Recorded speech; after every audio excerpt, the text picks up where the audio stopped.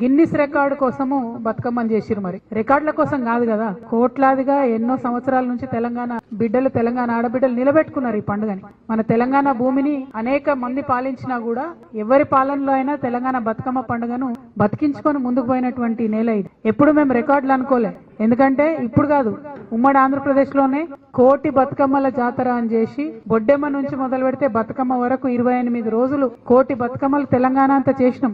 కానీ Guinness record కోసం చేయలే, తెలంగాణ రాష్ట్రం రావాలని చేసినాం. ఇప్పుడు కూడా ప్రభుత్వం ఆ పంతాలో ఆలోచించుంటే బాగుండేది.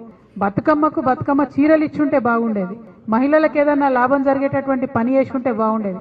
కానీ రికార్డు రావాలి, ఆ రికార్డులో ఎవరు చేసిండ్రు బతుకమ్మ అంటే గిన్నిస్ రికార్డులో రేవంత్ రెడ్డి గారు ప్రభుత్వం చేసిందని రావాలనే ఒక విచిత్రమైన వింత పోకడతోని ఈ రాష్ట్రంలో పరిపాలన జరగడం చాలా దురదృష్టకరం.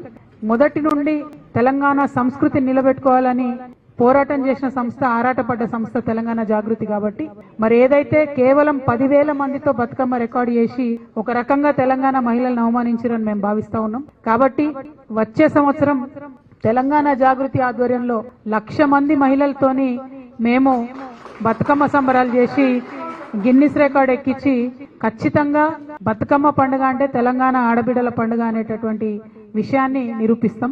ప్రభుత్వం ఆ మరుసటి సంవత్సరం మాకు పోటీ వస్తే దాన్ని కూడా బ్రేక్ చేసినట్టు మళ్ళీ చేస్తాం.